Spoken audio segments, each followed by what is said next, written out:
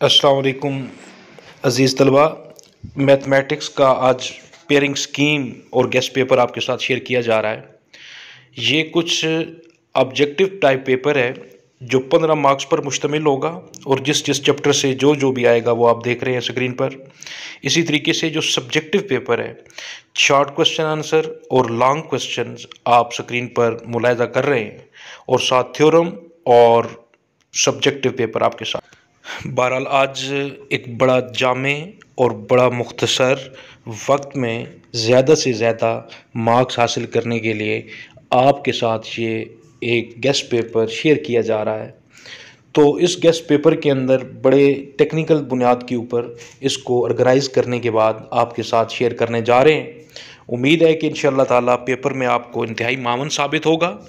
इस पेपर से आप काफ़ी अच्छे मार्क्स आप हासिल कर सकते हैं और आखिर में इस वीडियो के आखिर में आपके साथ सब्जेक्टिव पेपर भी शेयर करेंगे और ऑब्जेक्टिव पेपर की भी कुछ ख़ास पॉइंट्स की निशानदेही की जाएगी।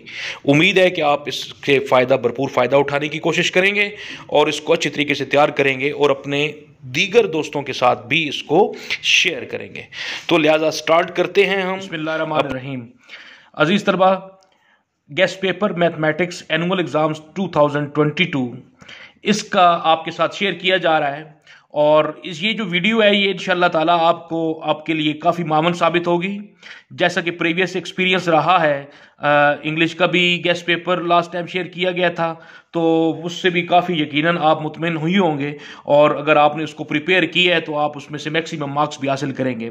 ये जो आज पेपर आपके साथ मैथमेटिक्स का शेयर किया जा रहा है ये टोटल कंसेप्चुअली बेस्ड इसके अंदर जो है वो हमने इसको तरतीब दी है कंसेप्ट की बुनियाद पे, इस सेंस में कि पेपर को बड़ी टेक्निकल तरीके से अरेंज करने के बाद आपके साथ शेयर किया जा रहा है। तो याद रखिएगा कि सबसे पहले जो है आपके साथ पेयरिंग स्कीम भी आपके साथ शेयर हुई है, ऑब्जेक्टिव की भी पेयरिंग स्कीम और सब्जेक्टिव की भी। इसके साथ ये कुछ खास तौर पे डेफिनेशंस हैं जो टोटल इनकी तादाद 20 है। 20 के करीब डेफिनेशंस जो कम से कम 10-12 के करीब डेफिनेशन जो है इसमें से आपके पेपर में एग्जाम्स में आनी है। इसके साथ जो है वो थ्योरम को आपके साथ शेयर किया जाएगा और इस वीडियो के एंड पे आपके साथ शेयर किया जाएगा सब्जेक्टिव पेपर और उसके कुछ क्वेश्चंस। तो इस वीडियो को आपने एंड तक देखना है और इससे मुस्तफीद होना है और अपने दोस्तों के साथ भी इसको शेयर कीजिएगा। तो सबसे पहले ये देखें कि गेस्ट पेपर मैथमेटिक्स के साथ 20 डेफिनेशंस और इंतहाई इंपॉर्टेंट डेफिनेशंस और एग्जाम्स पॉइंट ऑफ व्यू से जो इंतहाई अहम है वो आपके साथ शेयर की जा रही हैं। तो जैसा कि पहली आपके पास स्क्रीन के ऊपर आपको दिखाई दे रही है जजरी मुसावात, रेडिकल इक्वेशंस, ये इक्वेशंस की कुछ टाइप्स हैं। तो साथ में ज़रा महदूद टाइम के अंदर इसको आपके साथ कुछ एक्सप्लेनेशन भी करूंगा मुख्तसर से। तो ये मुसावात इक्वेशंस की कुछ टाइप्स हैं, जैसा कि हमारे पास रेडिकल इक्वेशन है जिसको जजरी मुसावात कहते हैं, एक्सपोनेंशियल है, इसके अलावा जो आपके पास जिसको उर्दू में कुव्वत नुमाई मुसावात भी कहते हैं। तो इनकी बड़ी छोटी छोटी डेफिनेशंस मैंने इसके अंदर अरेंज की हैं। उसके बाद जो तीसरा यहाँ पे डेफिनेशन है दो दर्जी मुसावात यानी कि क्वाड्रेटिक इक्वेशन को हल करने के तरीके कितने होते हैं। तो देयर आर 3 मेथड एक्चुअली। तो by factorisation, by completing square, by quadratic formula, दो दर्जी फार्मूला कुलिये के जरिए इनको हल किया जा सकता है। उसके अलावा जो नेक्स्ट क्वेश्चन है वो है आपके पास इक्वेशन की जो तीसरी टाइप है जिसको आप रेसिप्रोकल इक्वेशन कहते हैं या उर्दू में इसको माकूस मुसावात भी कहते हैं। यानी कि जब अगर x और 1/x इनमें यानी कि अगर रेसिप्रोकल x का ज़ाहिर है रेसिप्रोकल 1/x होता है, तो अगर इनके अंदर अनचेंज यानी कि इक्वेशन को सॉल्व करने के बाद इनके अंदर कोई तब्दीली रूनुमा ना हो, ये जूं की तूं रहे, तो ये उसको आप रेसिप्रोकल इक्वेशन या माकूस मुसावात भी कहते हैं। जिस तरीके से ये इंग्लिश में लिखा हुआ है डेफिनेशन आप स्क्रीन पे देख रहे होंगे, an equation is said to be a reciprocal equation if it remains unchanged when x is replaced by 1/x। जब आप x को और 1/x को चेंज करेंगे तो रिप्लेसिंग करेंगे तो उसके अंदर कोई तब्दीली रूनुमा नहीं होगी। उसके बाद हमारे पास जो अगला क्वेश्चन है वो है हमजाद मुसावातें, या जिनको हम साइमल्टेनियस इक्वेशन कहते हैं।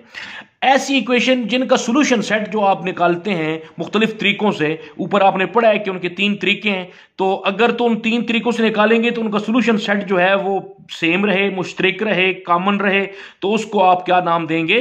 साइमल्टेनियस इक्वेशन का नाम देंगे।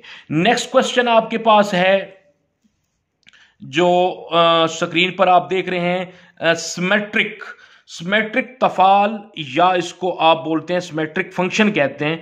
ये क्या होता है कि अगर रूट्स अल्फा बीटा जो आपके रूट्स हैं, यानी कि symmetric function is consisted of such sentences, such variables which it remain unaltered when roots are interchanged। तो ये दरअसल ऐसे जुमले होते हैं जिनमें रूट्स की जगह आप तब्दील भी कर देंगे तो उनके फंक्शन के ऊपर, तफाल के ऊपर कोई फर्क नहीं आएगा। उसको आप सिमेट्रिक तफाल या सिमेट्रिक फंक्शन कहते हैं। नेक्स्ट आपके पास है तगय्युर रास्त। क्या होता है तगय्युर रास्त की तारीफ करें, बड़ा इंपॉर्टेंट क्वेश्चन है। और इसके साथ जो है वो, जब 2 वेरिएबल आपके पास हों, 2 वेरिएबल जब आपके पास हों तो उन 2 वेरिएबल्स में से एक की अगर वैल्यू में आप तब्दीली करते हैं, वैल्यू को बढ़ाते हैं या कम करते हैं, तो उसी निस्बत से जो आपकी दूसरी वैल्यू है, दूसरा वेरिएबल है, उसके ऊपर भी सेम उसी तरीके से असरात मुरत्तब हों।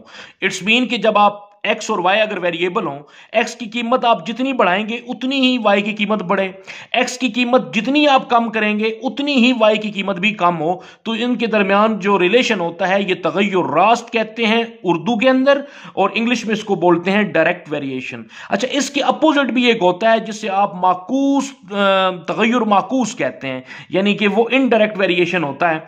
तो दरअसल वो उसको भी आप समझ लें, यहां पे तो नहीं दिया हुआ लेकिन ये भी जरूरी है, ये देख लीजिए कि अब इसी का उल्टा है। इसमें तो ये है ना कि सेम बिहेवियर में तब्दीली होगी। उसमें अगर आप एक वेरिएबल की कीमत को, आप मिकदार को आप बढ़ाते हैं तो दूसरी कम होगी, और अगर पहली को आप कम करते हैं तो दूसरी बढ़ेगी। तो इनके दरमियान जो तल्लक पाया जाएगा वो माकूस जो है वो रिलेशन इनके दरमियान पाया जाएगा, इनडायरेक्ट वेरिएशन होगा। नेक्स्ट आपके पास है जी क्वेश्चन गैर वाजिब और वाजिब कसर क्या होती है, इसको भी जरा आप देख लीजिए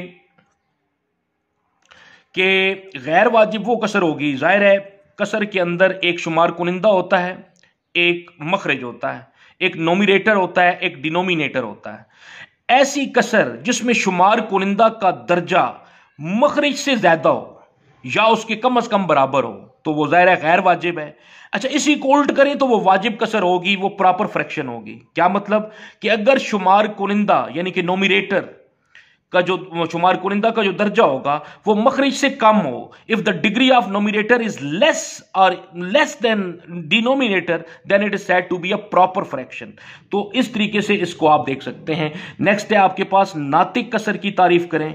आपके पास जो कसर होगी, जाहिर है एक नोमिनेटर होगा, फिर डिनोमिनेटर होगा, तो उस ऐसी कसर जिसमें नोमिनेटर और डिनोमिनेटर हकीकी अददी सरों के साथ, उनके साथ कसी रकमियां भी पाई जाएं, पोलिनोमियल जो है वो एग्जिस्ट करे रियल कोफिशिएंट के साथ, कसी रकमियों के साथ, तो इसको आप बोलते हैं नातिक कसर, या उसको अंग्रेजी में कहते हैं रैशनल फ्रैक्शन कहते हैं।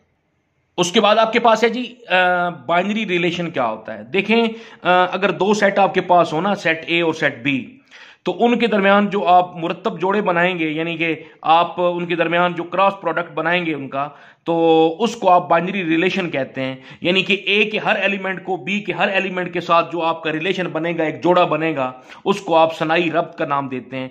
तो उर्दू में डेफिनेशन लिखी हुई है, इफ ए एंड बी, अगर 2 कोई से एम्प्टी सेट हों, अनएम्प्टी सेट हों, गैर खाली सेट हों, तो जो आर होगा वो सबसेट होगा किसका, वो ए इंटू बी का, यानी कि आर जो है ए से बी में सनाई रब्त कहलाया जाएगा। नेक्स्ट क्वेश्चन है कार्टेशियन प्रोडक्ट किसे कहते हैं, जिसको उर्दू में आप कार्तीसी हासिल ज़रब के नाम से जानते हैं।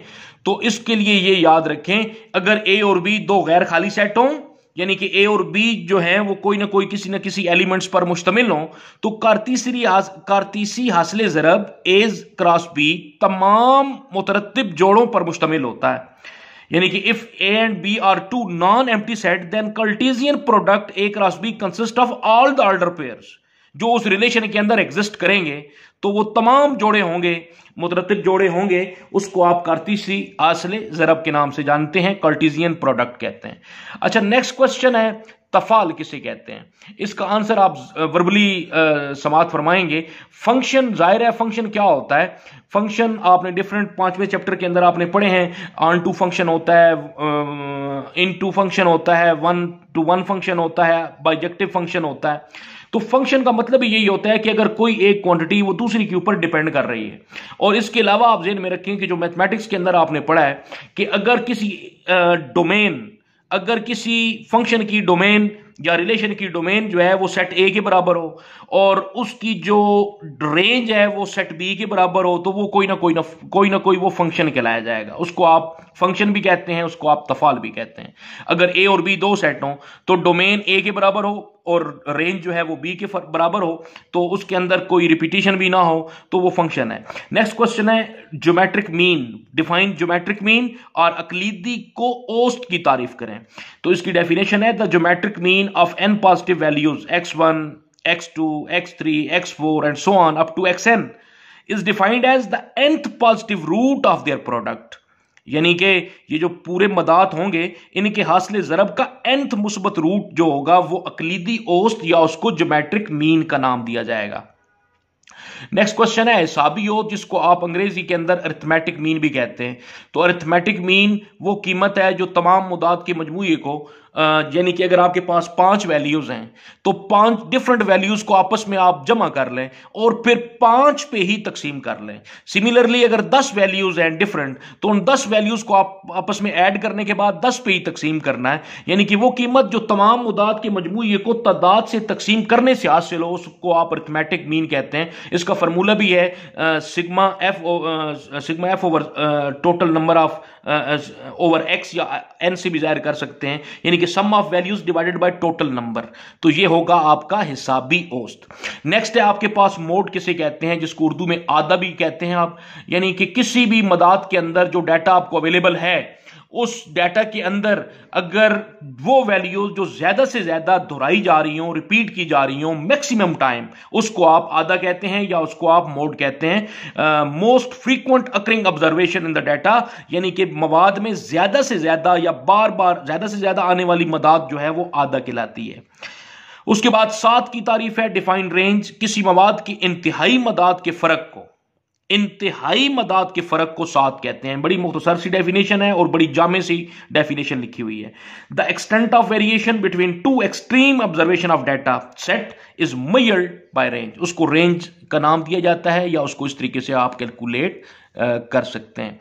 नेक्स्ट क्वेश्चन आपके पास है जी 7 के बाद तददी तकसीम की तारीफ करें, फ्रीक्वेंसी डिस्ट्रीब्यूशन, जिसके अंदर आप ये आप बुक से भी आप कर सकते हैं। मैं सिंपल आपको बता देता हूं कि अगर आपके पास कोई आपके डाटा अवेलेबल हो आपके पास और उस डाटा के अंदर आप उसको डिफरेंट क्लासेस के अंदर तकसीम कर सकते हैं। क्लास अपनी मर्जी की बना सकते हैं, अपनी मर्जी की क्लास रख के उसकी वैल्यूज को आप डिफरेंट तरीकों से अरेंज कर सकते हैं और उसको उसके अंदर आप बड़ी आसानी से मसलन अगर कोई डिफरेंट डाटा है और डाटा की कुल मिकदार जो है वो 40 लोगों का डाटा है और 40 वैल्यूज आपके पास है, तो भले क्लास 5 रख लें, 5 वैल्यूज को, फिर उससे पहले आप मिनिमम और मैक्सिमम वैल्यूज का तयन कर लें। उस हिसाब से आपने आगे बढ़ते जाना है और वैल्यूज को आपने एडजस्ट करते जाना है। क्वेश्चन नेक्स्ट है जी डिफाइन रेडियन। ये 18वां सवाल है, जाविये की रेडियन में तारीफ करें। Define radian measure of an angle, दायरे के मरकज पर एक कोस की लंबाई, दायरे के मरकज पर एक कोस की लंबाई दायरे के रदास के बराबर हो और उससे बनने वाला जाविये की मिकदार 1 रेडियन होगी। The angle subtended at the centre of the circle, किसी भी दायरे के सेंटर से आप कोई भी आप जो है वो लाइन आर्क वगैरह जो होगी और उसकी लंबाई जो बराबर होगी रेडियस ऑफ सर्कल के रेडियस के बराबर होगी, तो उसको आप नाम देंगे रेडियन या जाविये का रेडियन। नेक्स्ट है डिग्री किसे कहते हैं। डिग्री आपको पता है कि एक दायरा जो है वो 360 डिग्री पर मुश्तमिल होता है और उसको फिर आप इस तरीके से कर सकते हैं कि अगर हम दायरे के मुहीत यानी कि सरकमफेरेंस को 360 बराबर कोसों में तकसीम कर दें और उनमें से हर एक को उस दायरे के मरकज पर जो जाविया बनाए वो 1 डिग्री कहलाता है। और आखिरी और लास्ट सवाल जो आपके पास है वो है हिस्टोग्राम। कालमी नक्शे की तारीफ करें, कोई भी डाटा है आपके पास, जो रिजल्ट आता है उसको आप कॉलम की शक्ल में जाहिर कर देते हैं, कॉलम की बार की शक्ल में जाहिर कर देते हैं, बार की शक्ल में जाहिर करने को एक ग्राफ की सूरत में, यानी कि एक ग्राफ के ऊपर बार की सूरत में किसी भी डाटा के जाहिर करने को आप कालमी नक्शा या हिस्टोग्राम कहते हैं।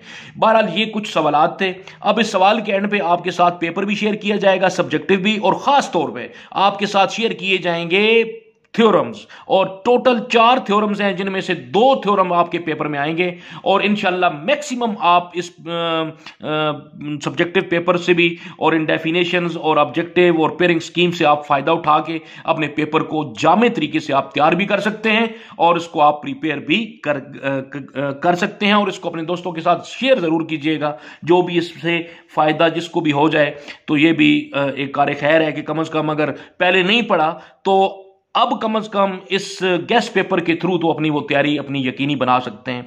ठीक है जी, इजाजत चाहते हैं आपसे। अल्लाह हाफिज।